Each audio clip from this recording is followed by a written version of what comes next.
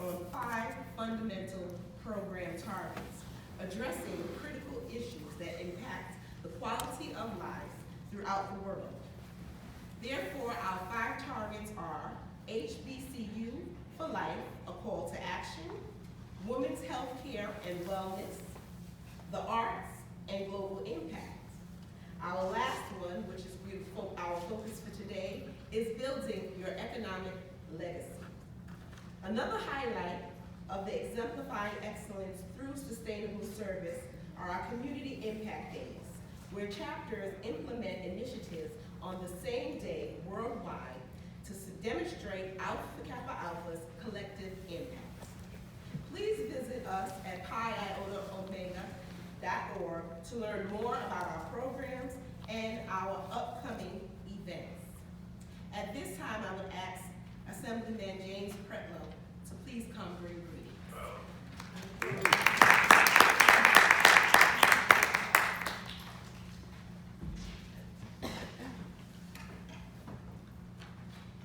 We get old, you walk like this. Good morning, and thank you for inviting me. This is a very important topic, and it's a topic that this room should actually be filled right now, because economic freedom, economic knowledge, economic sense is something that we as a people, unfortunately, don't possess. There should be people like that young lady right there with the doll in her hand. We need more young people like that. That's really where you want to start. Money has issue in time value. I got my Bloomingdale's bill today. I'm going to leave my private stuff to you. I'm going to give you this as an idea. But my Bloomingdale's balance is $2,053, and my minimum payment is $83. If I pay $83, according to them, it's the truth, it'll cost me, it'll take 13 years, 13 years to pay off, because the interest is $58, so they're only asking for $25 on the principal, $58 on the interest, and it'll take me 13 years to pay it off.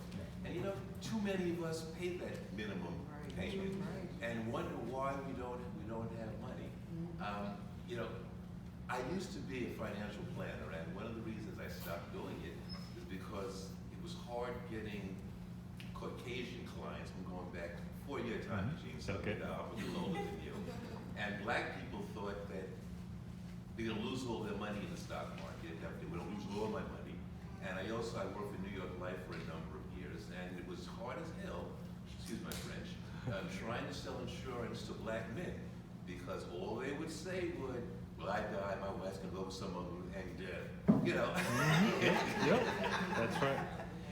But that's not the truth.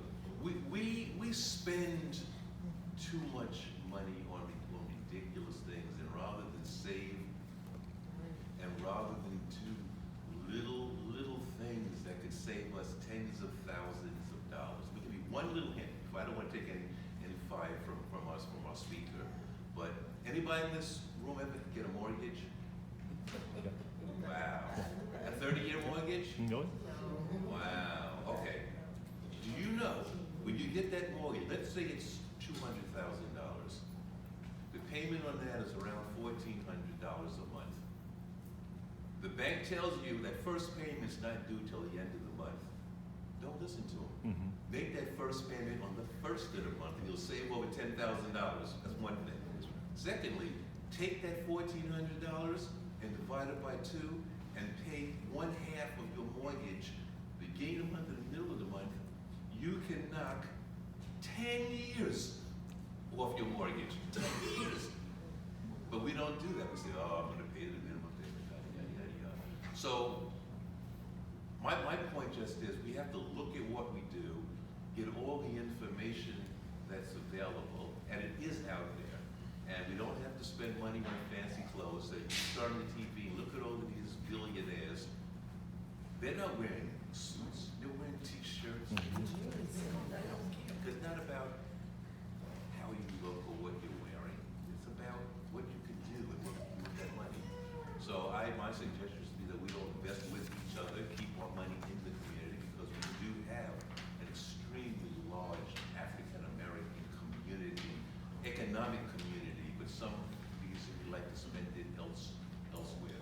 So I think we should all work within ourselves. And I look forward to hearing our speaker.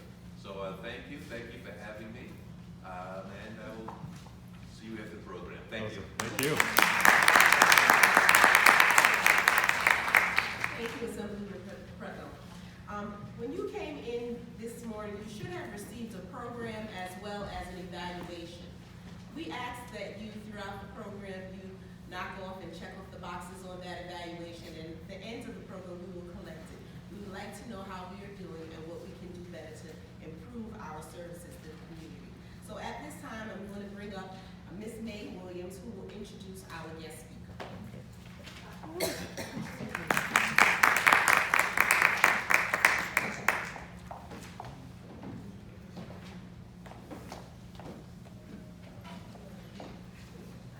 Good morning. Good morning.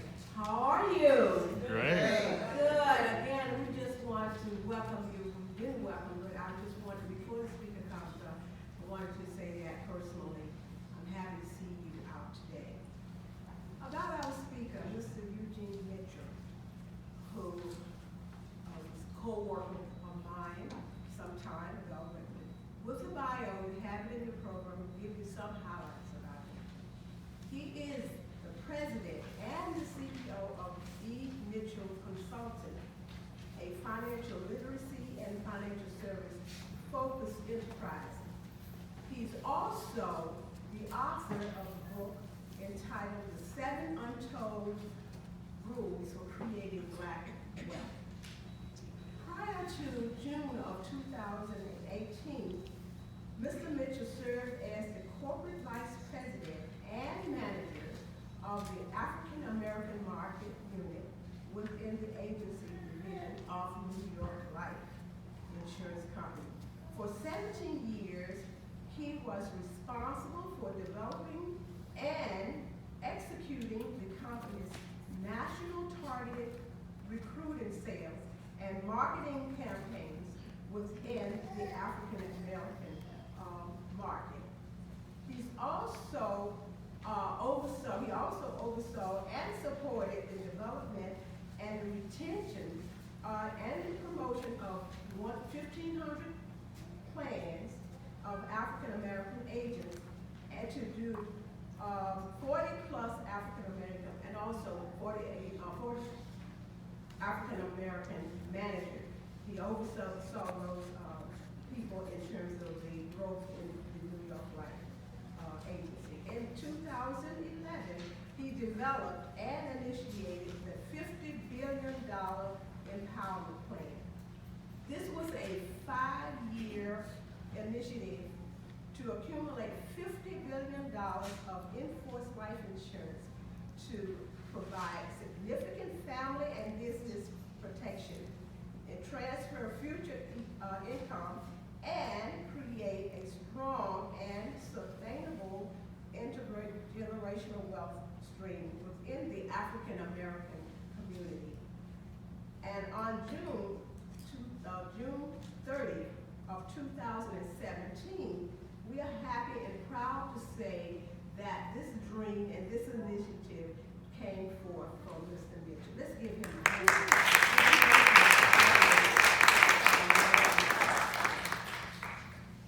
He has also featured in national, he has been featured in national media. You probably have seen him in a lot of national information.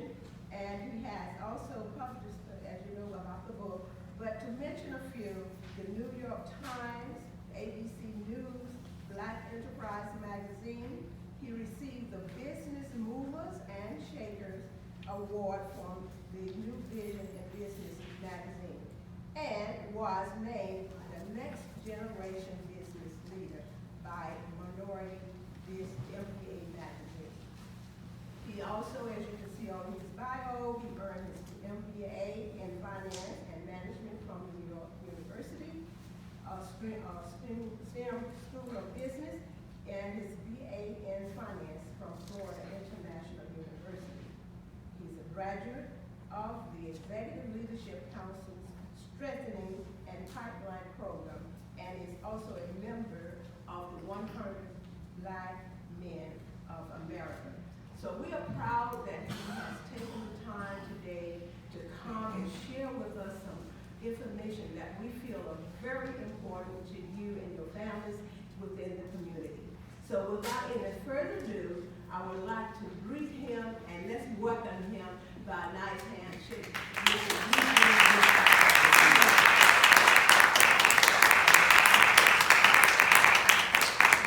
Good morning.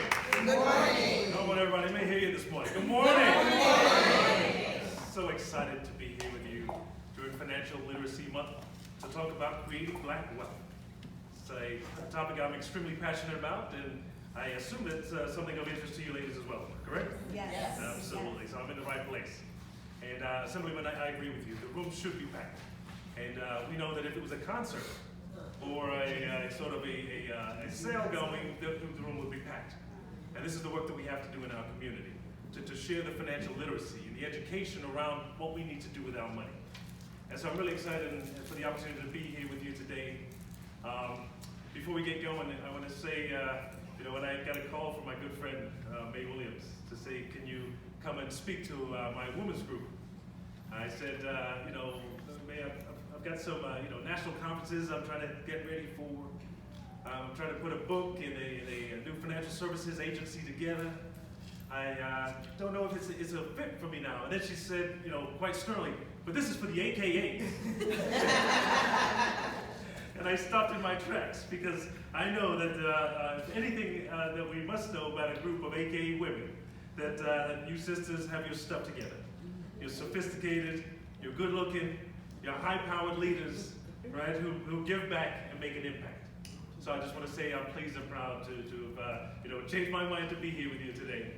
And I want to say thank you all for the organization in putting it together. Yourself, Regina, and Nicole for the event today. And I want to thank all the guests for coming out and to be a part of this conversation. For my presentation with you today, I'm going to share a little bit of those 18 years that I've spent trying to financially empower the black community, and specifically to close the racial wealth gap.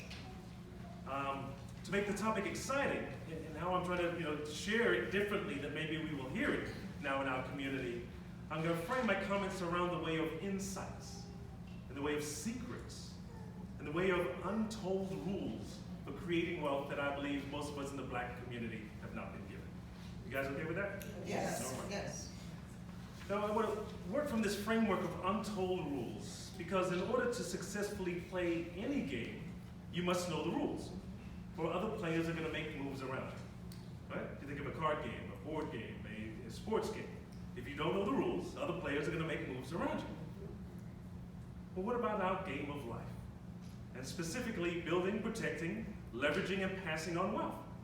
I believe that the black community has conveniently not been given the rules of the wealth game.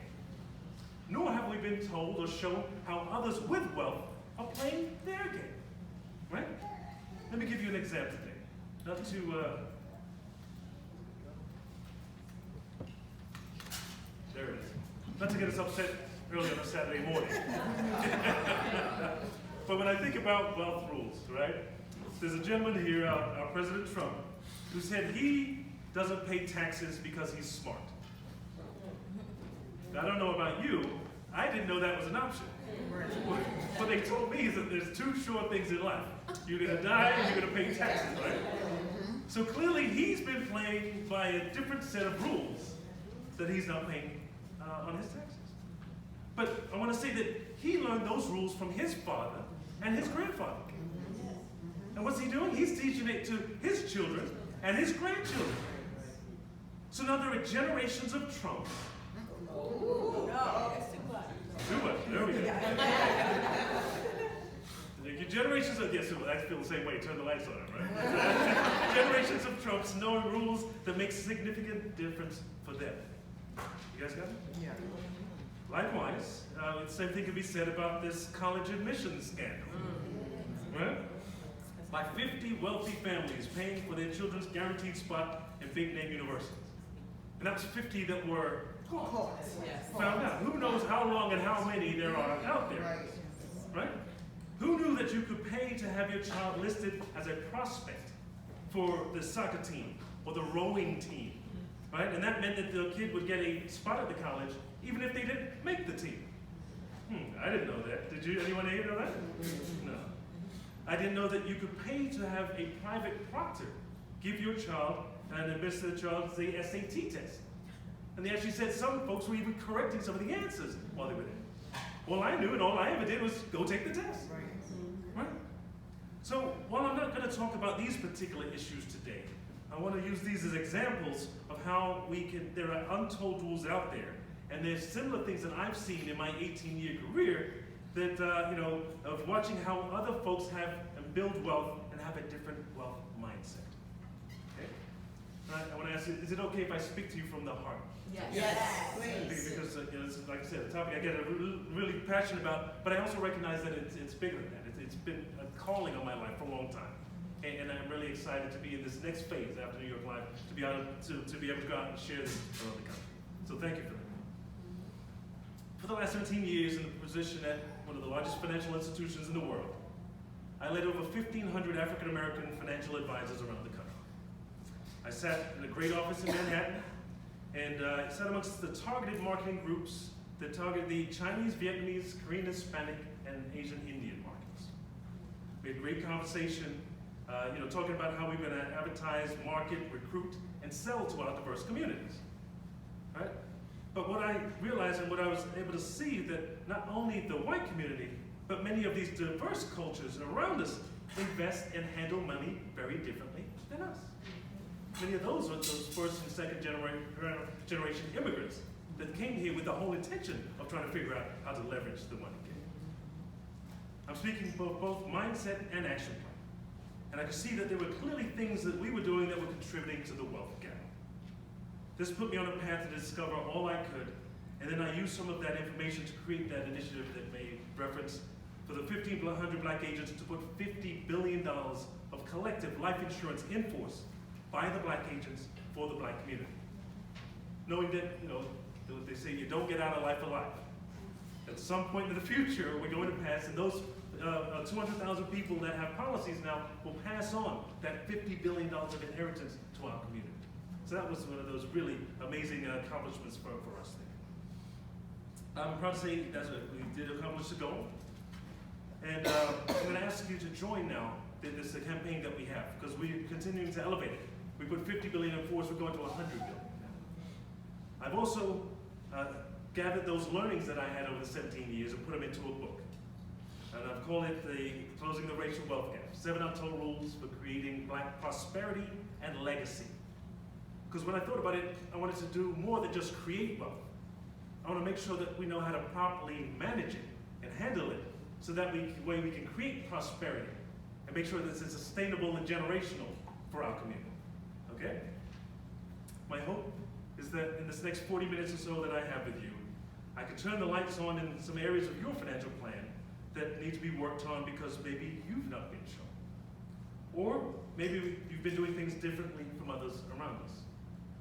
And it's not that I want to say that we need to be like anybody else, but I think that we can learn best practices, correct? So, more importantly, I hope you're inspired to take some new action for yourself, your family, and your community, including this great sorority, that will empower them all to not only create wealth, but to properly manage it for generations to come.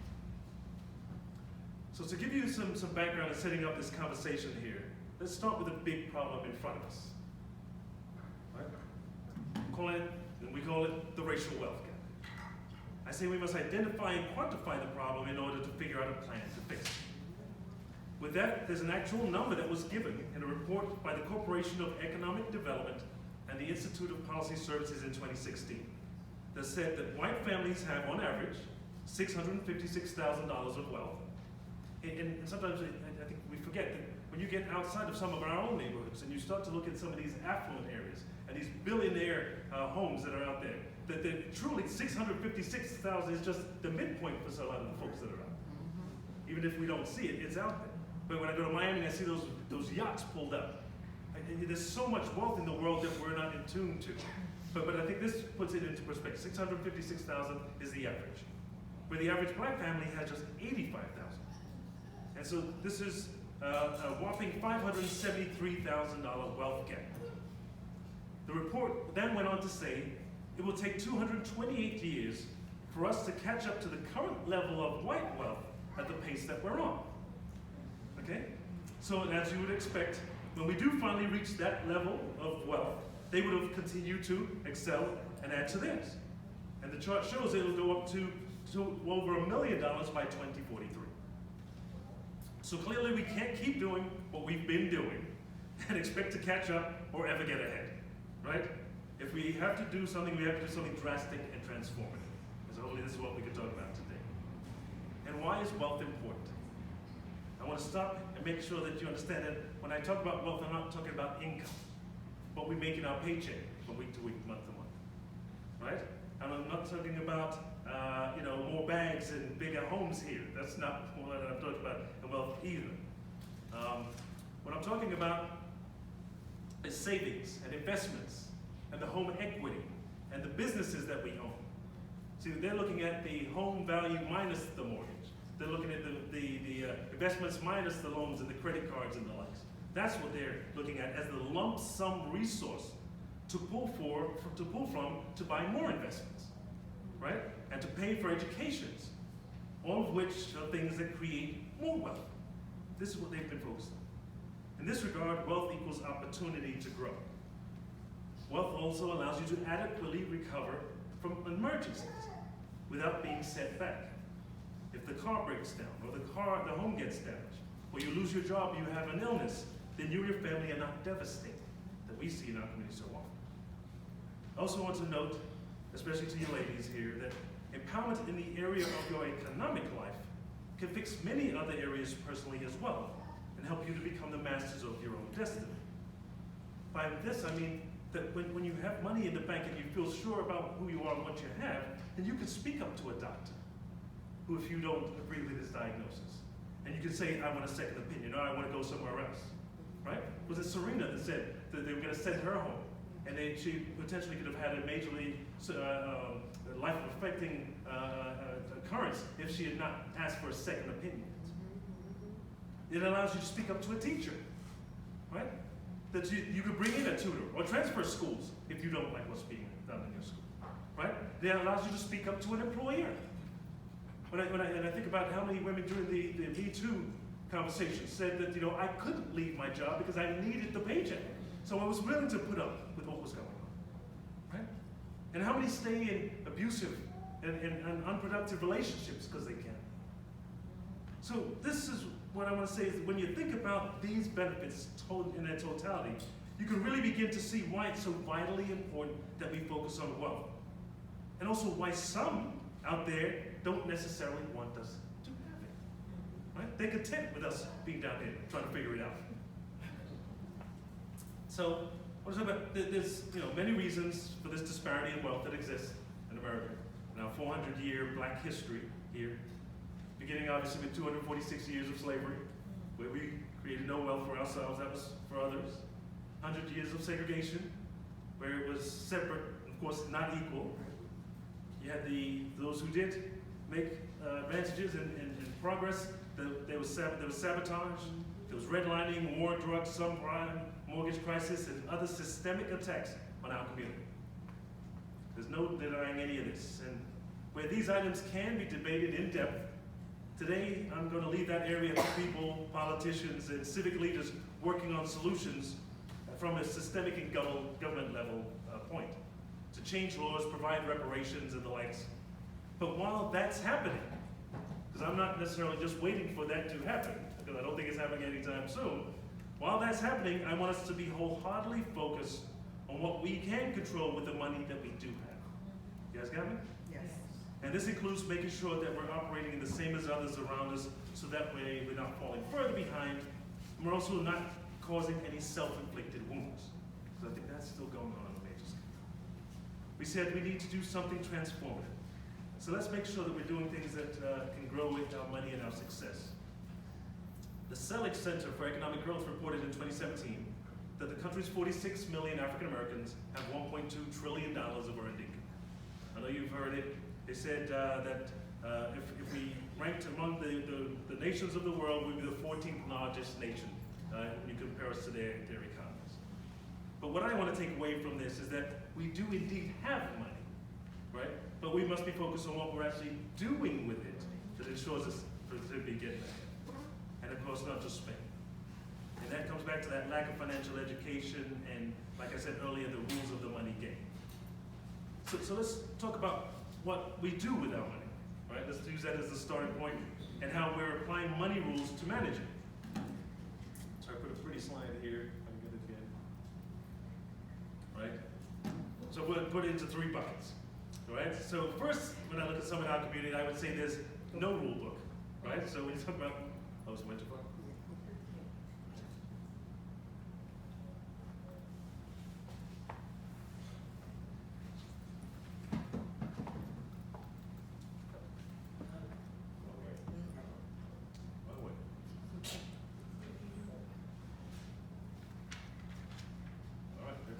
Done. There we go.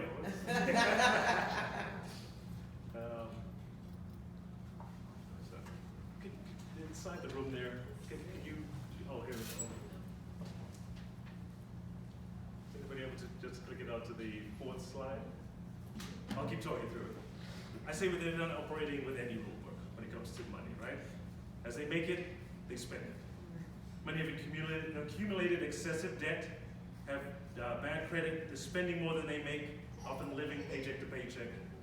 Many of their actions seem to be from bad habits, perpetuated by social media and reality TV, trying to keep up with the proverbial Joneses, get the latest styles and fashions and noise, right? This is why people call us the world's greatest consumer. Much of their spending may not even be related, it may be related to hiding the pain of our past. This is clearly not the right way to change it.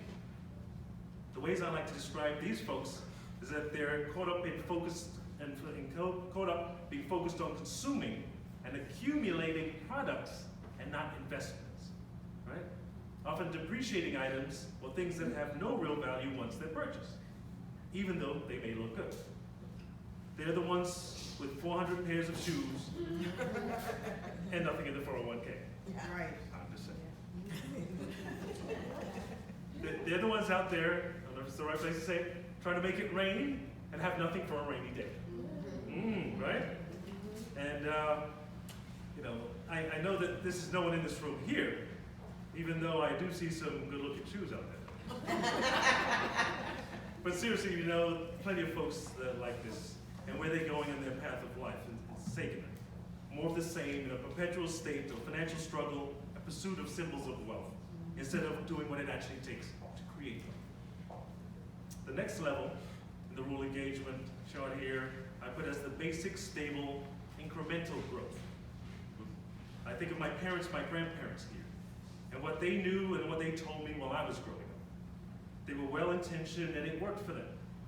They said, get an education, a good job, work hard, live below your means, build your retirement, own your home, work, work, work, and that'll be your American dream, right? Yes, comfortable, modest, honest, and honorable, but not truly wealthy, nor the path to becoming wealthy or closing the wealth gap, right? I'm not knocking anything here or for any of those who want to stay on this path. That's okay. It's not bad. But here's what I do know, right? And that's with all that my parents did, and my parents worked hard. When my sister and I were ready to go to college, student loans is how we paid for it, right? When we bought our first homes, they weren't able to give us the down payments like other folks. And you know the down payments here in New York, they're not $5,000, they're $50,000. And when I bought into a small business, when I was in my corporate career to become an entrepreneur, they didn't help with the startup capital for that. Why? Because they didn't have the wealth to serve as the resource to dip into or to pull from to give to us. That's why they weren't able. They weren't able to do that. So then, let's look into this next slide. This unexplored, untold area of mindset and actions of the wealthy. It's here that we find these untold rules and where I'm trying to pull the curtains back of what I've seen over the years. Right? They're clearly not consuming like the first group. right? But planning their money so it's making more money. They say, don't work for your money, make your money work for you. Right? They share with their children about making money while you sleep, with investments and online businesses. They're telling them to create and build the app and upload it so other people can pay to download it and sit there all day playing it. Right? They're on the other end of this. Right? They're not just saying, they're singing about making money moves. Right? They're teaching how to set up 7 streams of income to ensure that you'll become a millionaire. And I'll touch on some of those in a minute. And these folks are not only focused on this for themselves, but also in leaving an inheritance to keep this pattern going for their children and children's children. The difference here is that so many of us are still starting from scratch. In that 20 generations of our 400-year history, where they are operating on a concept of creating multi-generational. So if this third area, focusing on this wealth topic, is the destination you're on with me today, then let's use this as a segue to sharing the first of my 7 untold rules for creating black wealth. I call it know yourself, know your worth. This is filling in from what we were talking about just now. This is a big one for me, and really is the foundation of a new wealth mindset.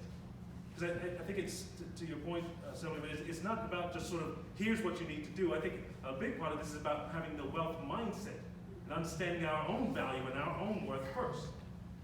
And this teaching really enforced the calling for me on my life. It was totally unexpected, and it's when the light bulb really went on for me about not only what others were doing that I wasn't, but how others saw me, right? And the way I did see myself. I often, when I sat up there in the corporate positions, said, what did they say about us? Right? But when they see that, all the tools and options and opportunities are here, but we're not taking it, what did they say about us? And when at least some of these folks did see and point out what I wasn't doing for myself and my family. So let me tell in a way of a story, and something that wasn't shared in my bio. I want to tell you that I actually spent 4 years of my life in prison. Well, let me clear this up. I was actually a prison guard for 4 years in my but still locked up behind the bars, dysfunctional environment. Wasn't the dream job, exactly, if you can imagine. I made $36,500 a year, right? It was a family recommendation. My uncle was a deputy sheriff. My mom was actually a guard in the women's prison, and it was a state job. And I saw it as an opportunity and a stepping stone.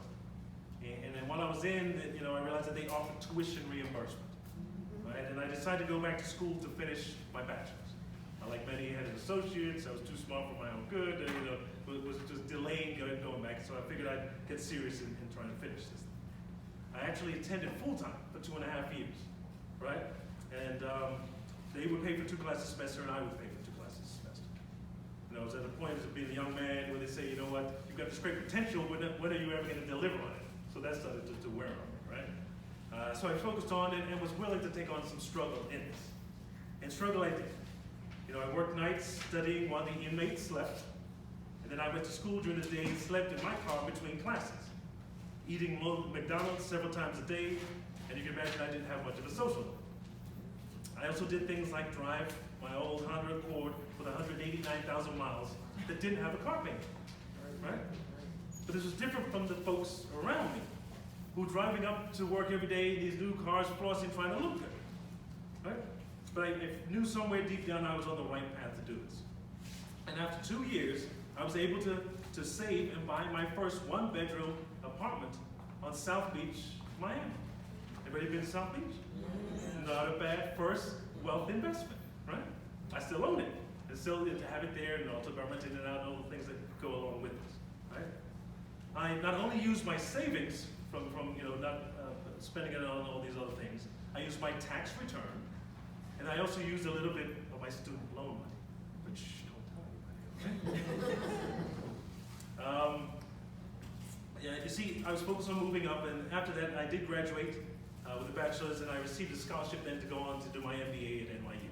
So definitely in the zone there. I moved to New York, and after that, took on a corporate job at New York Life with a new higher salary and outlook, and I thought, my level surely on par with my colleagues, and from school and from work, despite our nationalities and career paths, right? I entered into a management development program, these 2-year rotational programs. And at the end, I got promoted to an assistant vice president. And here's where the fun really started. I received a letter in the interoffice mail that said, congratulations on your promotion. As an new appointed officer of the company, we want to take out $2.5 million of life insurance on your life to benefit our retirement fund. To which I said, say what? And so, I had to get some folks to try and explain this to me. This shocker, you could believe, waking up to the new money game that's out there. I asked, what is this for? And they said, we call it here corporate-owned life insurance. Banks do it, they call it bank-owned life insurance. I see the smile there, you know what I'm talking about. They said, as you move up in your career, now you're a junior executive, we're gonna take out, offer you additional benefits for your tenure and your contributions. But we also offer and create products and services for ourselves to benefit along the way as well, right? So they lined it in the way of a key man policy that you would have in a small business. If anything happened to the key employee, that the life insurance would offset, the time so you could hire somebody in, you could keep things going. I said, okay, I get the concept of where you're going with this, why the policy is important. But explain to me about this $2.5 million. Where does that come from? Right? To which they said, well, that's what the company values you at. I said, I don't get it. Well, that's what they say they put on you for the work that you do here and the contributions that you will make now and in the future. I said, I still don't get it. Right? Well, they said there's different ways to calculate your value and your work. An easy way that we do it is we take a current value of your future earnings. Right? Here you are now making $100,000 a year at 30 years old, and we expect you to work another 25 years at least, to 55, 65. What's $100,000 a year for 25 years? $2.5 million. That's what we see when we look for the long term. Well, what we're going to pay you. Well, what are we paying you for? The work that you do and the contributions that you make here. We see you as a $2.5 million asset. Right? Without raises, without bonuses, without promotions, anything in deferred compensation, this is just the base of what we're going to pay you. And a life insurance policy just offset that. So we know that at some point in the future, we'll just recoup that for a couple $100 a month. Isn't this amazing? The money game, isn't it amazing? But then they gave me another shock. Because they said, well, don't you have a $2.5 million policy on yourself? To which I said, no. And they asked, well, why not? They said, here you are now married with a small child. What happens if you don't make it home tomorrow? Don't you realize that's $2.5 million over the next 25 years that your family won't receive? What will they have to do to make up that shortfall? Will they have to move out the house? Right? Do they have to give up their dreams? Do they have to find somebody else to take care of them? And I felt sad because I'd never thought about it. Right? And I'd never planned for it. But here's what also dawned on me is that I realized that they valued me more than I valued myself when they kept saying $2.5 million based on my earnings, right? And my value to my family. As a black man in America, no one had ever told me that I was a $1 million asset, right? Or made me feel like I was. In fact, I was misguided to believe, like many of us, that I had no real value, right? Apart from being in the moment, and what I could show in my car, my clothes, this is what the jewelry, what I was made to believe is my value. Incorrectly so, right? Which is I didn't believe much of. Oh, and then I also added in that I had a mortgage. That's why I was thinking that I have a property, but I've got the big mortgage, so maybe I still don't have much anyway. Student loans. But you see, correctly, they weren't looking at the brands and the external confirmation of value, right? As that only served to make somebody else rich as we give it away. Instead, what they were doing was that they were valuing and looking at me as a builder, as a producer, and as a contributor, and as a leader at both work and at home. That was the base of my value, not as a consumer, right? Or owner of brands. In fact, we talked about when you take it back to slavery, right? The slave owner wasn't looking at your external things that you had, because you didn't have any. But he knew you had value. He knew to take out life insurance on you because of what you could produce and what you could achieve for him. We've not been taught to value ourselves. So major point here that I'm making, and maybe less for me in the room here, but when I think about it, is what we need to share with our children, right? Because of the external influences on them that are so powerful through that device that they have in their hand, what seems like all the time, right? The messages that they receive that are not from us, but from those making money off of us, about what to wear and carry and drive, right? Even our own Kanye West. I read an article, he said that one of the, I think it was when he was at the Trump meeting, said we don't have land, so we buy brands. Somehow justifying our community's consumption, right? As he sells sneakers for $400 to $4,000. So he's serving himself, right? Gucci, Louis, items that cost thousands of dollars, spending what we don't have to impress someone else, trying to make ourselves look good, feel good about our own value. Well, we actually have this same struggle, and we have this same struggle at home, because me and my fiance, we from previous marriages, have 4 children between us, 2 teenagers and 2 preteens. And they interact with their friends and see what they're doing, especially my daughter's in Brooklyn. So she's now looking over the other black kids and talking about the Jordans and they need the Air Force Ones, and oh my God, boy, it started, right? And them having the feeling, well, you guys have made it, y'all can afford it, why aren't you just buying it? So us having to teach them and keep the conversation going about proper long-term strategy, about who they are as contributors in life, and then earnings that they will make over time. That's what's important, right? As well as looking at what the white kids are doing in my daughter's school. So the black girls are now trying to encourage you that we need to dress up and be fashionable every day. That's not what the other folks are doing. And that helps to afford them to live where they do and have the kind of lifestyles that they do. So this conversation is a real conversation that we're having. But let me bring back to my main point here. I want us to know that we are all million-dollar assets, right? Not tied to possessions. That we need to remember that's a mind game and a distraction.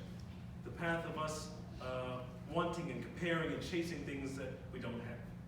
We are valuable because of who we are. And from this mindset, we can plan better.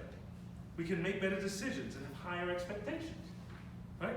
We can celebrate being black and beautiful and proud, knowing that we will earn millions in our lifetime. And let me explain that just earning $50,000 a year for the next 20 years is $1 million. We would expect all of our children to do that. And they're going to work more than 20 years, they're going to work 40 years. And hopefully make more than $50,000 a year. So they'll make multiple millions in their lifetime, right? And so the idea becomes that, like an athlete that we look at and we're in awe of, that they have a 5-year or 10-year multi-million-dollar contract, right? And we wonder, what are they going to do with that money? How quickly are they going to spend it? Are they going to invest it? We should be doing the same thing for ourselves in our lives, if you think of it this way, right? And the income, and to start, sorry. This is your future income stream to manage, and the base of your value for yourself and your family. The point here is for us to think of what we will do with our earnings in the way of building it, protecting it, leveraging it, and passing it on, not just posing in the present. This also leads to an empowerment of mindset in the way of valuing each other, right? Looking at every black person as a $1 million asset as we pass it. Instead of being conditioned to believe that that we don't want to speak, or we don't want to take an interest, or that somebody's less than us. In the book, I go deeper in this, and I talk about the economic impact of black men being killed and or going to prison, right? And that the concept of Black Lives Matter is powerful, but I also want to attach to that, what is a black life worth? See, if a black man is not working for the next 20 years, making $50,000, bringing $1 million home, right? That's the drain on him and his family. When there's 1 million black men in prison or in jail or being shot and killed over these last 10, 12 years since Trayvon Martin, then that's 1 million black men not making $1 million for our community. Can you see how this is adding? And we're not even noticing or taking it on that we're doing it for us to do ourselves. This is what I'm saying, those self-inflicted wounds, right? And you can imagine sitting in 4 years in prison. That's in this warehouse of majority brown and black people. It just broke my heart to see this over and over and again. So I want you to realize, rule number one, know yourself, know your worth. That we are our own biggest asset. We are valuable, we are precious. And if you take on this $1 million me concept with me, right, start feeling good about yourself. Because I didn't add in this one, but I usually say that it took me a long time to buy $2.5 million on myself. Because I didn't believe it. I didn't feel that I was worthy of that. I was still caught up in what I've been told, well, who's going to benefit from it? Am I going to leave it for my wife to run off with somebody else? Am I going to give it to my children who aren't going to be great? All the teachings that we've been bombarded with to doubt ourselves. And I was in the insurance industry, and I realized this is what I had to get over for myself. This is what I think we have to continue to drill and drown on our folks. But if you go with me that we're $1 million assets, then 100 people in the room here would be $100 million assets. When you think about our families and our friends and our businesses around us, then truly we're a $1 billion community right here, right? And when you think about, what should we do then, both individually and collectively, with our billions? That's the mindset I want to go and why I wanted to spend so much time in this space here. Because others see our value, right? Others have done their valuations on our community with the expectation that we're going to just give it away. We're the profit for them. They've built projections on us on what they're going to make, right? But as you said, we need to figure out how to spin this back. Invest in ourselves, invest in our own business, invest in our own communities. The last piece here is the next logical step in thinking about taking care of your $1 million asset, right? Because if you had a $1 million car, how would you take care of it? Well, park it here, in the mall, way out so nobody could touch it, right? $1 million home, right? Which you have the burglar alarm, you have the security cameras, probably live in one of those neighborhoods where you have the guard at the front so your cousins couldn't come by and visit. Right? How about if you had $1 million racehorse, right? Somebody that you could put out every week to go make you money. Let me ask, would you have it up, staying up late at night? Eating fried food? Drinking and smoking? Not exercising? You would take care of that $1 million racehorse. But I'm saying those are all things that we would take care of better than we would take care of ourselves. Is it because we don't see ourselves as $1 million? Are you guys right? Isn't that empowerment of mind, body, and spirit that I think we've been, sort of knocked down to not to understand, not to believe it, not to take on, right? And also, would you want to match your $1 million racehorse with another $1 million racehorse? To have $1 million racehorse children, right? These are all the things that we need to start to take on. And of course, the last thing, what would you do with all of those things? The house, the car, the horse, anything of value, what do you do with it? The first thing you would do, you would insure it, right? So this leads us into our total rule number 2, right? Insure yourself to ensure the future. So, value producer, contributor leader, not consumer. $50,000 a year for 20 years is $1 million. $1 million me, $1 billion community. It's that mindset. The second one, insuring yourself to ensure the future. A big piece of what I've seen other communities do to create wealth that we're missing. It's an important chapter. This is about realizing and making sure that we collect on those millions that we said we're going to earn in our lifetime, right? Whether we are alive to make them, that we die, or we become disabled, right? There are ways to set up to make sure that my children will receive that $2.5 million. That's what this is about. And as a father and a protector and a dreamer for my family, isn't that what I want most for my children? To not only make sure that they're being taken care of, but that I set them up on the path to succeed. Even at the most basic level, we must ensure our lives. I was talking to my fiance at her job 2 weeks ago, a 44-year-old married father of two small children, a brother. He just came in this management development program, well-liked, they had high aspiration, intentions for him, had some massive heart attack and passes away. And whenever I hear the stories, After being in the insurance industry for so long, I sit there and I just hoping and I pray. But sure enough, 2 days later, what happens? A GoFundMe page comes up. Right? My heart breaks every time I see that, to think about what happens to the family. Right? What happens to the countless families that we see this happen to over and over? Because really it becomes a path of, a tale of two paths. Right? Those who have insurance and those who don't. Some would say that cautionary tale, right? To let down or to legacy. Right? Let's think about it for a minute. So the letdown. So the breadwinner's gone now. You know, how are they going to pay the bills? What will they have to rely on, move in with family? Will they have to work more shifts to cover the loss of the income? Right? Is a private school for the little girls now forgotten about? Right? How about the exposure to cultural experiences? Those things that make life worth living and make it bigger. Are those out of the window because I'd assume they're just living day to day, paycheck to paycheck? If they're lucky, because if you could even pay for the funeral, then who's to know what's going on? But on the other side, you could create this legacy, right? As a father, you know, providing the safety, the security, and the stability. The children get to grow up in the home that their father bought them. The girls will have, and will always understand that their father helped provide for the best of their education. He did it in life, and he's still doing it in death, right? It's emotional when you think about what this means, these two extremes. Again, he may not be here for you, but he made sure that you were always going to feel his presence and his support for you as you grow, develop, and strive. And that his support was never going to be lacking. And isn't it, at the end of the day, what a parent's responsibility is? It's biblical. It's Proverbs 13:22. A good man leaves an inheritance for his children's children. And I want to share an article I posted yesterday on social media that somebody shared with me. That this brother Nipsey Hussle, this is all this rage about, he passed away. I can't say that I know who he was. I had to Google his name and his songs there. But what I did take away from the article I read is that this brother had $1 million policy on his life. So he might have left emotional turmoil. You know, he was still out there trying to be a community activist and his music and the likes. You know, so he's left some place in the world that he's made a difference.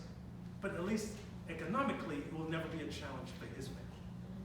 So I gotta say I'm proud of the young brother that he understood what to do. Right? This wasn't just a burial policy that we were talking about. And so this is just one area, an aspect of insurance. And I touched on many more in the book, as I've seen other folks use it. It's a powerful tool that I saw for 17 years, and when positioned correctly, does amazing things. Because it's not a lottery ticket. See, folks will line up when the mega ball's at $500 million. They'll line up around the store, spending hundreds of dollars for this one in, $500 million chance to win, knowing it's never gonna happen. It's that whole New York City, New York State, gotta be in it to win it, feel good, the opportunity, the possibility. What you gonna, how many of us are really gonna win? It's a racket. But what if you were to put that money, $50, $100 maybe, into a life insurance policy to become a guaranteed millionaire family? That's what we've been missing. That's the policy that we've been. That's what Nipsey Hussle did over here. We've seen it with other black families. A young nurse in Philadelphia passed away. You know, left $1 million to her daughter. The technology company CEO in California, he had actually lapsed the policy, said he couldn't afford it. And it was the 59th day since he'd stopped paying, and the company was going to cut it completely at the 60th day. And the company paid the $1 million minus the 2 premium payments. But $1 million that family created, right? And what I was wanting to say is that black folks have never been shown it as an income and wealth building tool. We've only ever been shown it as a way to cover the cost of the funeral. Right? That old debit insurance. Big Mama had a policy, the old gentleman came around collecting $1 a week to make sure that she had a proper home going. But it never did anything of significance for them. If anything, they still had to pass a plate to continue to add to that anyway. That's what we have to get out of the mindset and move on from there. Because it's the most, I believe, easiest and cost-efficient way to create inheritance. Right? And last point here, we'll go. Yep. It's not me. This is Bloomberg Business Week. Said that black folks typically only receive an inheritance 10% of the time as the general, as white America. And what we do receive is only 10% of the amount that they would typically get, right? So the article says here, well, the big reason whites are richer than blacks in America, inheritance matters more than previously thought. And guess who's getting the lion's share? Not to hop on this insurance tool, but I'm just saying, if this is what other folks are doing, and we're gonna learn some best practices, then we gotta put this into our equation, right? So, moving on from talking about life insurance, I want to introduce to you now chapter 3 of the book. I start talking about you can't earn your way to wealth, right? That you have to start plugging into what I call the wealth building pyramid here that says that you have to protect at the bottom, plan in the middle, preserve as you enter retirement, and then pass on as you think about moving on. Those millions that we're going to make in our lifetime. You need to invest in something, right? Ideally, something that appreciates, accrues compounded interest, that has tax advantages, like your 401k, your home ownership, your life insurance. Cash under the mattress. The kids wrapping and showing the pictures of boxes of cash, right? Bands, rubber bands of cash, right? When you think about your cars, the bags, the shoes, the sneakers, big screen TVs, all of these things are not creating wealth. I mentioned 7 streams of income is what puts you on the path to becoming a millionaire. And we talk about it in our house. Oh. 7 income streams is the path. This is just what I'm doing. Your work alone, your income alone won't make you wealthy, right? You have to put like into your home that appreciates in value. You get the tax write-off every year. Your home's an institution, right? It's the largest wealth building asset for most of the black community. Right? Your retirement savings, your 401k, your IRA, your pension, appreciates and is tax deferred. This is that pool of cash that in an emergency or for an opportunity, you can take a loan against your 401k. That's what we started talking about as well, right? This is what we got to teach the folks. Your side business, income, tax write-offs, right? Investment property. I still have the property in Miami. It appreciates. So I bought it 25 years ago. So it's appreciated significantly in value. I get to rent it out. When it's vacant, I get to go stay down, right? I get tax write-offs on it. And I get the rental income of it. Investments, your stocks, your bonds, other things that offer tax advantages, right? And then, of course, your life insurance. Again, with income and tax advantages. So this is 7 that I thought of. Any others come to mind with you guys? But you could jot these down. It's in the book because things that we could talk about. Right? Most of these things, like I said, have been borrowed against. In my time, right? I borrowed against my life insurance policies. I borrowed against the home equity. I borrowed against my 401k over time. As I got divorced and I had to pay people out. I mean, all the reasons that you have to tap into, but at least I had a nest egg there, right? And when the downturn in the economy came and we had to close our small business, we went into a wholesale florist in Brooklyn. We had 7 trucks that went out. And when the recession hit and you realize that flowers are a luxury item and people stopped buying it, and the price of gas went up to $5 a gallon, and we could afford to put the trucks out, we had to close the business. It was that, you know, I was set back, and I put money into it, and we kept putting money into it, but I wasn't devastated because I was able to bounce back because I had these foundational assets, this wealth resource that I had that I could pull from to help offset, right? So the pyramid starts giving you its financial GPS, and as you enter these different stages of your life. And we said, and we were going to try to make this fun in this conversation here. One of the questions that we had as we were setting up the meeting would be, you know, would you pay for your, in this area of prioritizing, pay for your child's college education, or put money into your 401k? There you go. So, in the essence of time, I'll shortcut. So what I would actually say, what I mentioned in the book, I would say retirement, your retirement should be, right? That for our retirement going forward, Social Security might not be there, especially with the president that we have, right? And that you need a long-term time horizon to build up on that compounded interest. If you're going to make 5%, a year on, 10% a year on your $100,000, 1 year is not gonna be enough. You're gonna need that 20, 30 years to put in to build it up, right? And also, you can't borrow to fund your retirement, right? It's either what you have or what you don't have. Otherwise, you're gonna be at Walmart like, others trying to continue to work and get an income. Whereas college, as somebody said over here, you can borrow for the education. You can aim for scholarships, right? You can also consider other options. Going in state is cheap. The state schools, now you've got what used to be the community college, go to 4 years now, right?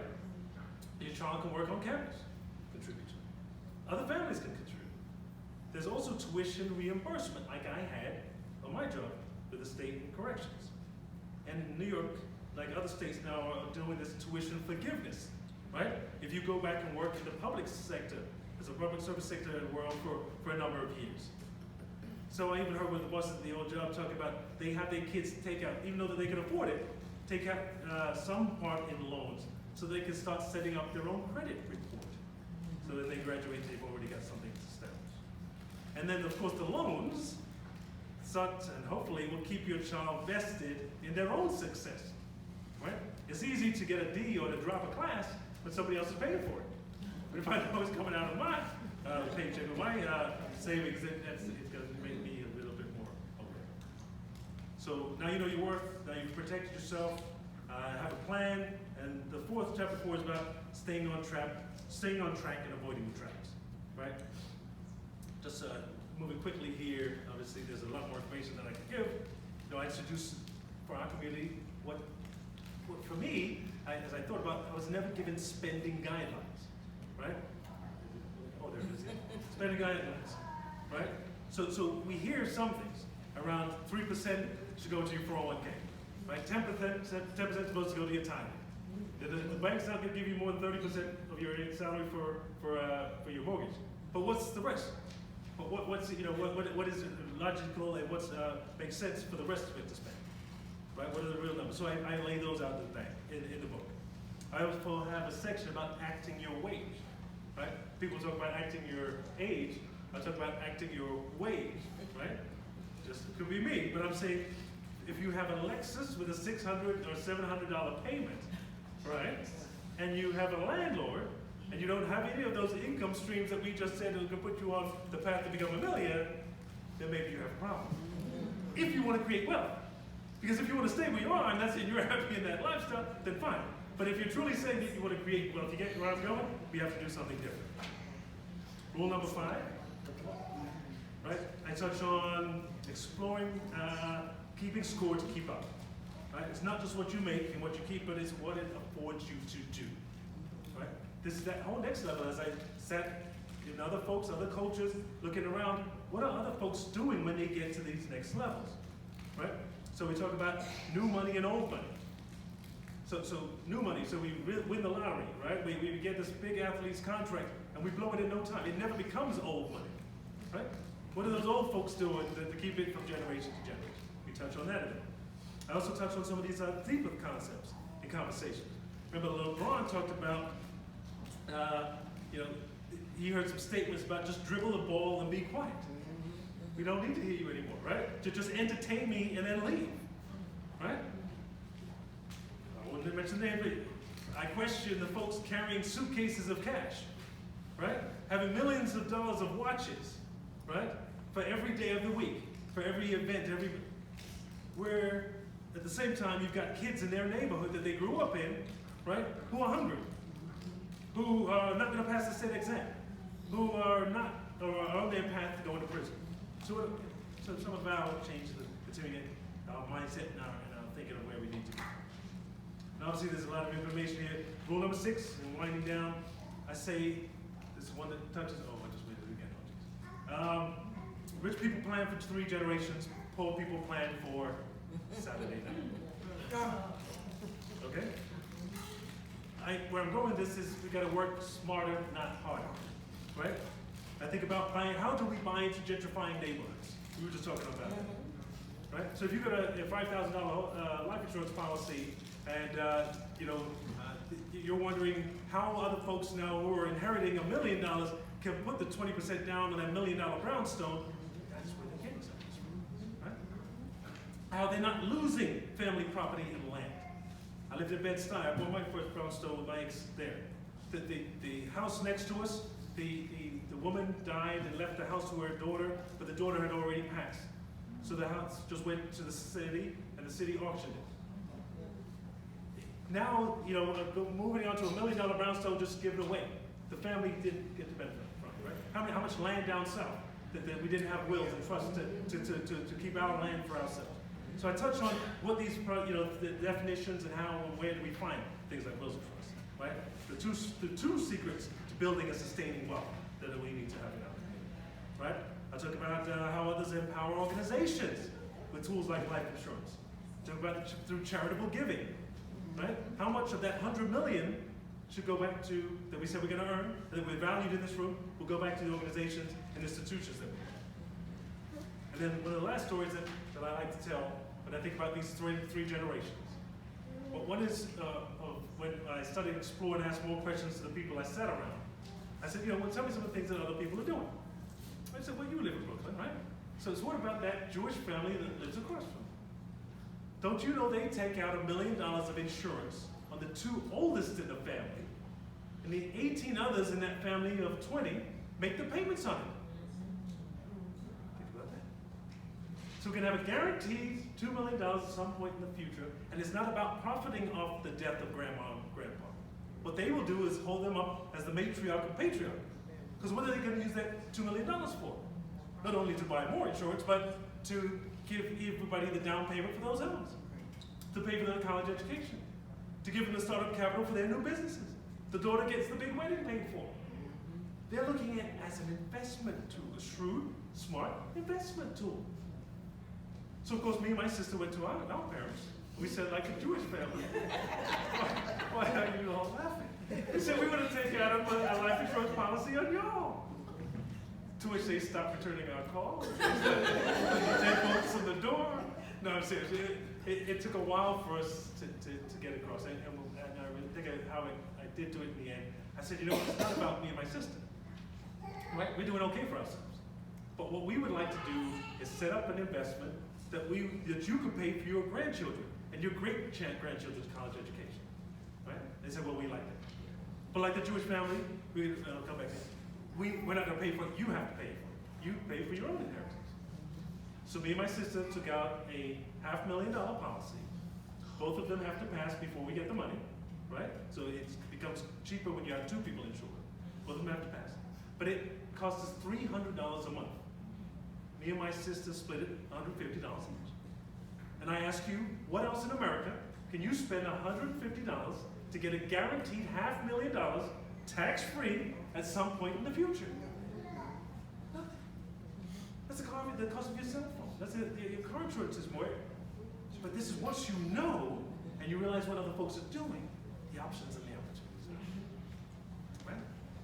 Another one that they said, you know, what else do you do? They talk about insuring your children. And it's interesting when it gets very sensitive for some folks. My fiance still isn't in the mindset of putting an insurance policy on the children.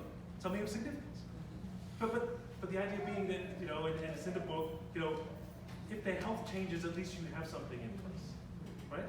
That if it continues to compound and create the cash value, at some point in the future, you can hand it to them and they can borrow against it, right? And I usually go into numbers, but you get where I'm going. Right? It's sort of setting them up with the wings of financial freedom. In the worst case scenario, God forbid something were to happen to them, right? Who would have to want to go to work, back to work immediately if something happened to your job?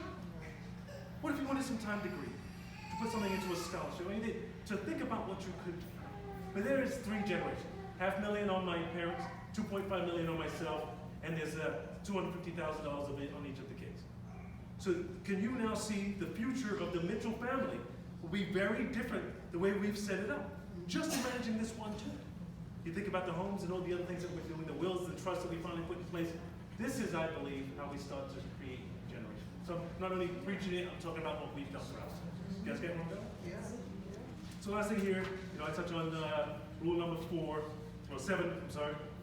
And so tapping into other economic engines of success for our community. So black realtors, black businesses, estate planning attorneys, accountants. How do we empower each other, support and cycle our own dollar?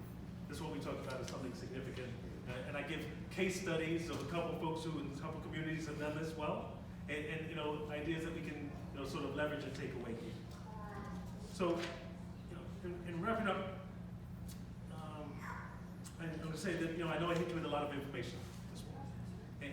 And this is one of my first presentations around the book here. So I'd love to get your feedback on what you liked, what was too long, what was too short, as I continue to go out and promote this. So I appreciate, you know, this being one of the first times we meet, and we're going to pack the room next time we come back, so we continue to do this. Yes. Right? Yes.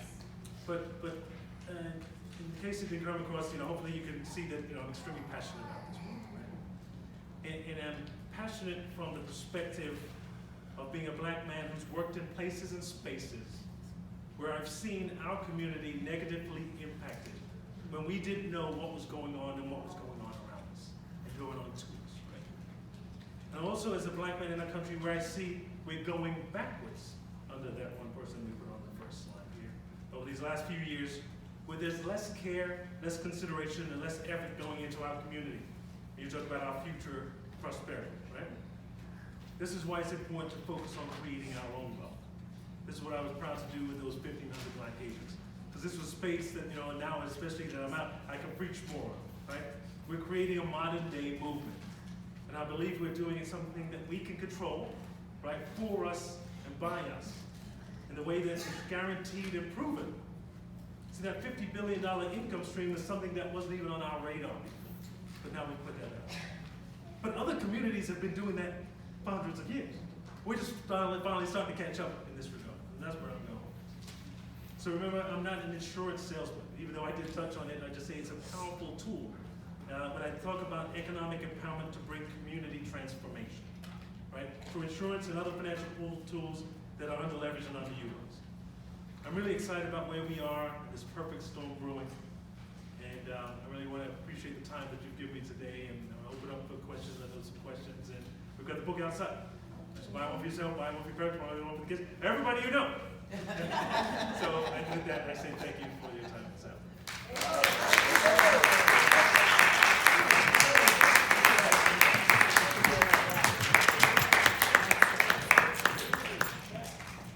Are there any questions at this time?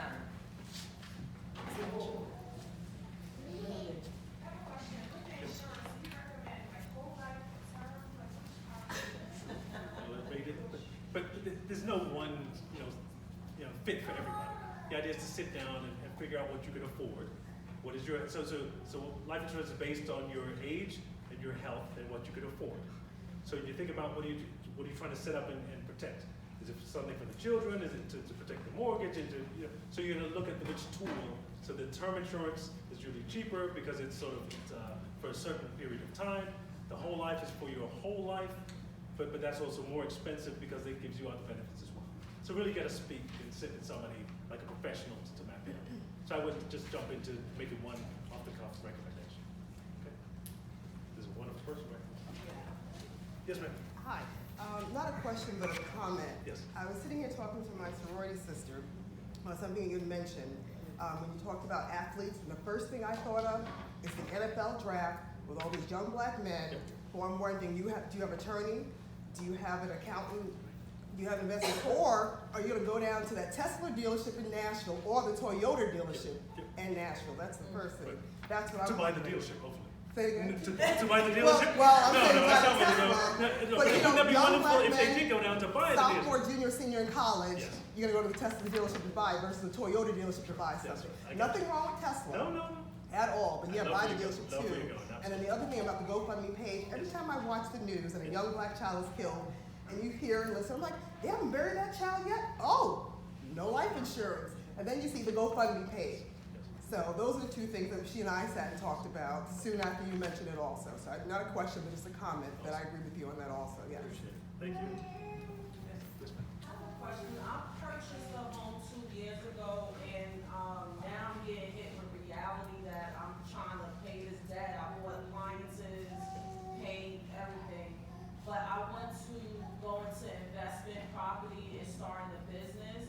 But I want to know, should I clear up my debt first before I do the business, or can I dabble in both? Try to clear the debt and go into starting a business. Sure. So I mean, part of of this is sitting down with somebody, a professional as well, but what I would recommend is looking at those interest rates that you're paying. So if you're paying 20-25% interest, like the Assemblyman said, it'll be 13 years before you ever get straight in any of that. So some of that is just focused on paying that down as quickly as you can. If you could double up the payments, triple the payments to get that knocked out, at least you're starting from scratch, starting from a new space. Maybe keeping an eye out of a good investment. And if you come across something, maybe sort of taking the risk on it. But I would try and clean up first, and just being creative in what you have. Can you rent a room? Can you, rent the basement? Just all those kind of things that maybe can generate some other income. Is that good? All right. Yes, ma'am. Can you give some pointers on starting an online business? It's not my area of expertise, but there's lots of websites out there that from the, what was the one that, Teachable. That there's a website, Teachable, where people are, there's Teachable, there's some others out there that show you how to start online businesses. Teachable was a great one because I actually signed up to put my own program on there. So you could teach, agents or teach other people. But people are sharing, there was some women on there that, when my health changed or when I had children, I couldn't leave, and so I started my own online business. And here's how I did it, and here's how I marketed it, and here's how I promoted it. So I think if you do a little, delving into what's out there, Teachable was a good one that I like, and there's others that you can Google start your own business. Okay. Yes, ma'am. This was excellent. Thank you. I have a question, not necessarily that you may even have the answer, but in terms of trying to just empower us as communities. Yes. One, I'm hopeful, but then I just see every day around, other than Mount Vernon, in certain communities, like you said, other cultures have us pegged. They know we can grow 500 hair stores on the same block. That's right. And they're all profiting because everybody's getting weaves and hair or what have you. But on the same token, when you want to support Black businesses, I'm under construction now for my home. And time after time, they are not up to par. They show up late. I mean, it's just to the point that maybe out of 5, the plumber, the contractor, what have you, we might have gone with one that's of color. But what do you, it's like we don't have a business sense so that people who can support them and be a consumer to use them and feed back into our community is hard because that business ethic is just not there. And I agree with you. And I've struggled and, to try to walk the walk, right? Having the Black dentist, the Black doctor, the Black, but it's not easy, and even doing the repairs for the home, waiting for somebody, all the likes. I toured when I was with New York Life with a wonderful woman named Maggie Anderson. She wrote a book called Our Black Year. So her and her husband tried to patronize only Black-owned business for an entire year. And she talked about sort of the struggles in that, living in Chicago, of trying to find Black-owned businesses, period. But also, because of us not supporting our own, half of that is why we aren't in business in the first place. Because in segregation, when all you could do was patronize your own, that was the reason why we were so thriving, right? So it's that chicken and egg, in that, when you have somebody great, do you refer them? Do you go on a regular basis? Can you, we need our own directories. Down south, certain cities have their own Black pages. We need to start creating and building those back again as well. We talked about trying to help put a Maggie's list together so that we can put the same like Angie's list. So you have the referrals, recommendations, all those kind of things. I think that's an opportunity for our community. We have to get back to that. And because otherwise we keep bashing our own. The service was bad, the food came late. It's just we can't keep. We have to have the optimism but also hold them accountable and refer those who are working and the like. So that would be my goal. But Our Black Year is another book. So mine and Maggie Anderson, Our Black Year is another great book. So we're going to take one more question, and then if you have additional questions, please get an index card. Please write the question on the index card and your name, and we have your email address on the paperwork that you signed up, and we will definitely get back to you on those questions. Yes. I have a question. Does your book touch on credit? And what is your suggestion for credit utilization rates? I don't do much on credit because I think there's those others out there. D. Free is a pastor out of New Jersey. He has a whole program around sort of managing your debt and credit, cutting up credit cards, getting a whole mindset of sort of not consuming, because that's not only a black problem, that's an American problem. You know, that's, and it's on purpose. The banks, everybody's, you know, happily helping us to take off from your home equity and the likes. So D. Free is one there. And John Hope Bryant, he has the Hope Centers. And his whole thing is about trying to get our credit score to 750. Right. So there's another one there. So I reference those in the book, but I don't touch on much in the credit. And also in reference to your question, Alpha Kappa Alpha Sorority Incorporated, one of our pushing platform this year is about credit reports and increasing your credit score. We have a fact sheet, so if you leave your email address, we definitely email you the fact sheet. Thank you. Also, in a person who is interested in knowing more about Can't hear you. Also, if you need additional information regarding your insurance questions, I am a financial professional, so you can see me also outside after, and I can probably point you in the right direction. Okay. My email, the website, and the number. If you want to follow up with me, send me a note. Anyone else, Carl? So at this time, we'd like to thank Mr. Mitchell for that wonderful presentation. Mr. Mitchell, thank you. I just want to recognize another candidate for mayor of Yonkers, Karen Beltran. Is she still here? Karen? Yes. Thank you. Welcome. Thank you for coming. Are there any? No. Okay. We're going to do a couple of things at this moment. We're going to ask our vice president to come forward. Ms. Margaretta Bowen.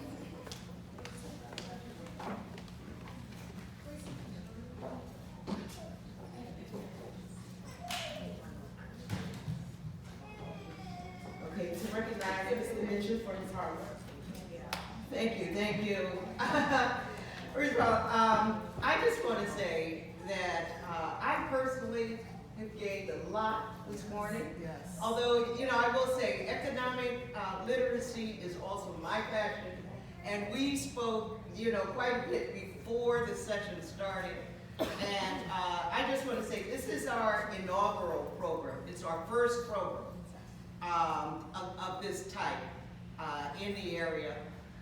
It's part of a 4-year initiative on a national basis of Alpha Kappa Alpha sorority. Pi Iota Omega, the White Plains Greenberg chapter, intends to really jump into this initiative within the Westchester area. And so this is the first program, but we intend that over the next 4 years and to repeat this program a number of times in a number of different venues and forums, because bringing this information to our community is so vital and important. So, you know, I just want to say, I learned a lot, and I spent 40 years in the financial services industry. And so I learned a lot this morning. And I would hope, and I mentioned to Mr. Mitchell before the program, that he will come back and, on a number of occasions and partner with us to bring this program to as many people, and particularly of color in Westchester as possible, because it is vital that we get on this initiative. So I'm passionate about it.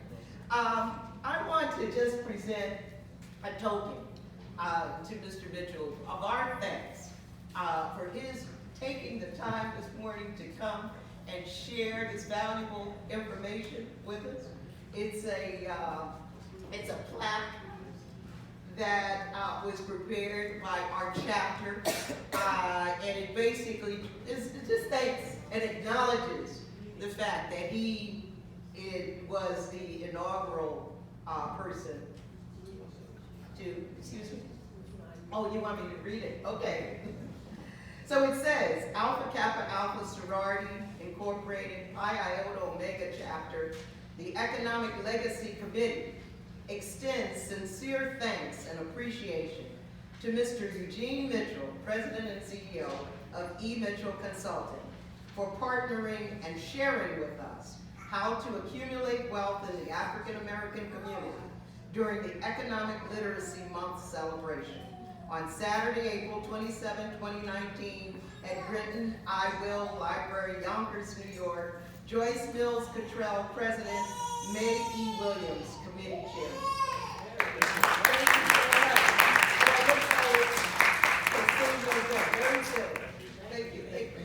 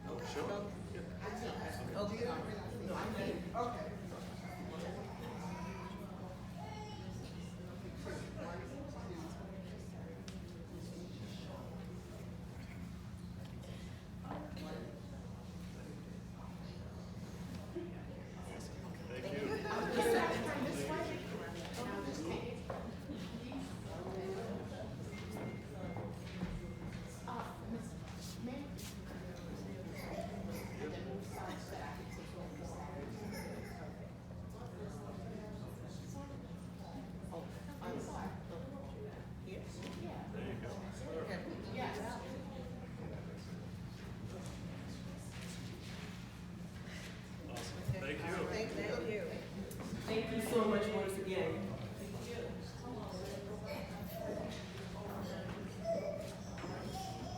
So at this time, we are going to do the raffle.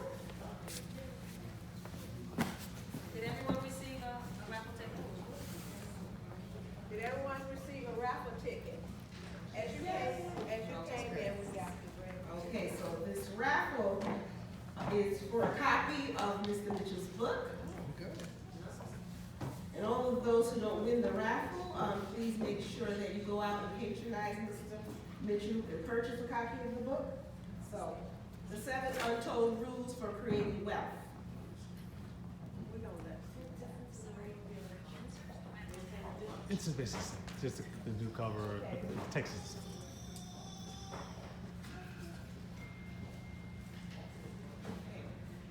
So this one is ticket number 462158. 462158. Going once? Going twice? 462158. Okay, once, twice, 3 times. Everyone check their ticket. 462158. Ah.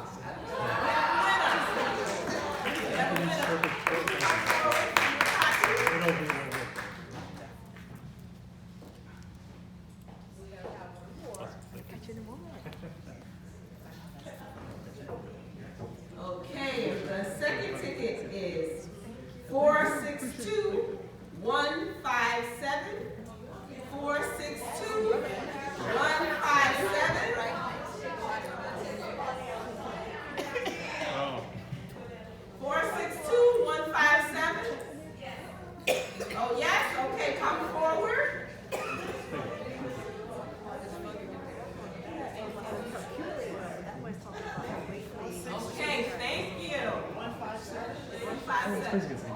They change the cover and the name. Okay, thank you so much. That's right. It's in So there. please purchase a copy of the books when you get an opportunity. Did you have a question? Mr. Mitchell? It's $20 a day. It's usually $24.95 on sale today for $20. So you can't beat it, get the $20 discount special today, buy one for yourself That's as right. well as some family members and your children as well. Thanks so So at this time, we're going to ask for our Vice President, Ms. Bowen, to come forward with some closing remarks.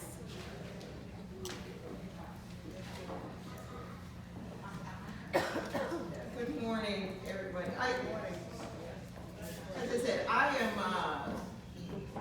am so thrilled that our international president has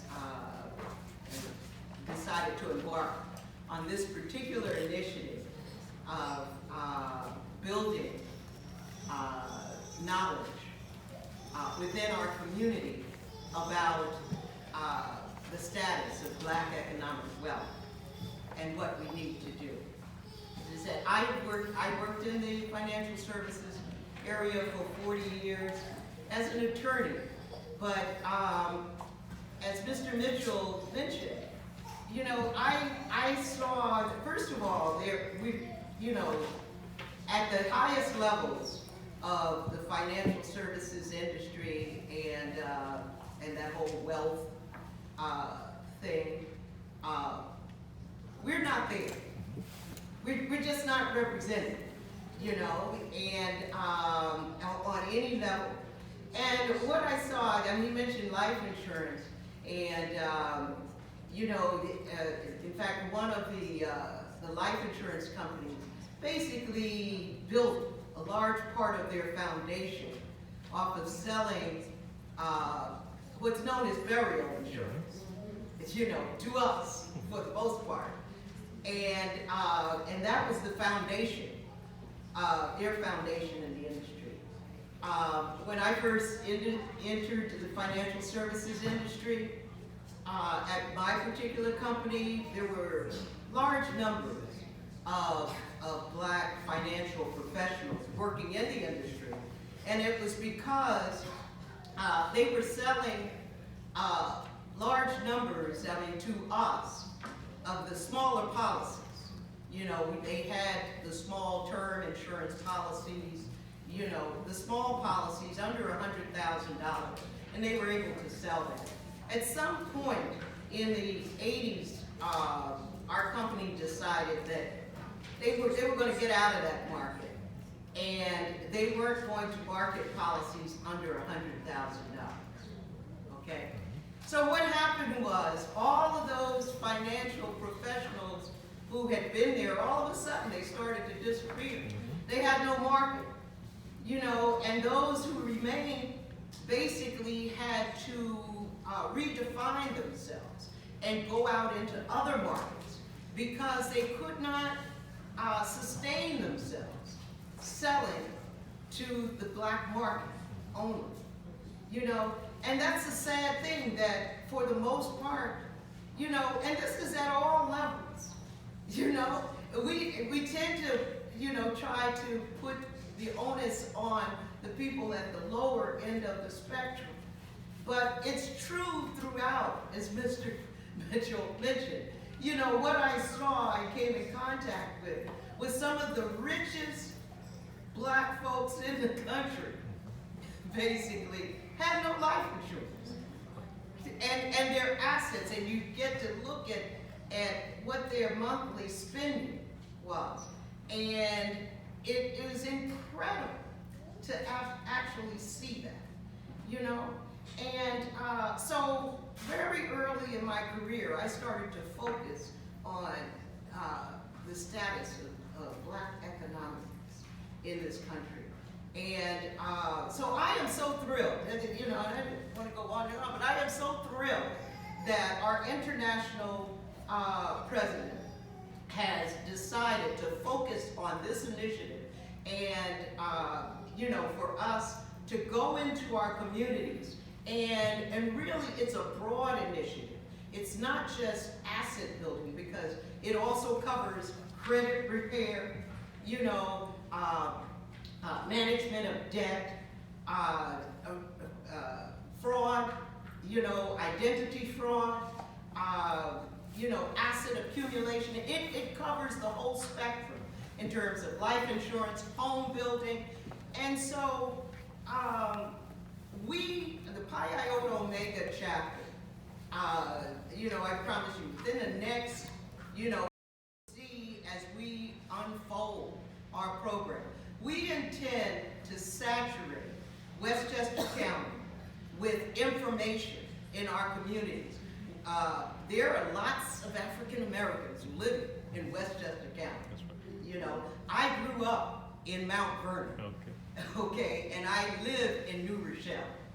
Mount Vernon, New Rochelle, and Yonkers are three of the most heavily, you know, African American and minority communities in New York State. Okay, and so at the same time, one of the initiatives is the Black Dollar 365. You know, and we talk about in terms of the status of black businesses. And so we're going to be looking at that in terms of trying to identify, you know. The sad thing of it is that with the number of black folks living in Westchester County, there's a paucity of black businesses of any size. That's right. You know, in Westchester. And so, nationwide, there are more than 80,000 of our sisters, Alpha Kappa Alpha women, who are going to be engaged in this initiative. We're a medium chapter in White Plains of 100, of approximately 100, but we're going to do our part. And hopefully, Mr. Mitchell, you will come back and join us, and we will have other professionals of the same caliber, and the next time we have a program like this, we will have the venue will be full. Will be totally full. So on that note, I want to recognize, you know, the Alpha Kappa Alpha is part of the Divine Nine. And I want to recognize any of the Divine Nine members who are in the room. That's members from Alpha Phi Alpha, or Alpha Kappa Alpha, all of the Alpha Kappa Alpha people, or Kappa Alpha Psi, what did I miss? Omega Psi Phi, Delta Sigma Theta, Phi Beta Sigma, Zeta Phi Beta, Gamma Sigma Rho. Okay. So hopefully we'll be reaching out as well in terms of the Divine Nine and have them join, because this is a collective effort for all of us. And hopefully within the next 4 years, you know, we're going to shine a light on it. And as much as possible in Westchester. So thanks so much for coming. I learned a lot. I hope you enjoyed yourself, and come back to our next forum. Thanks. Thank you.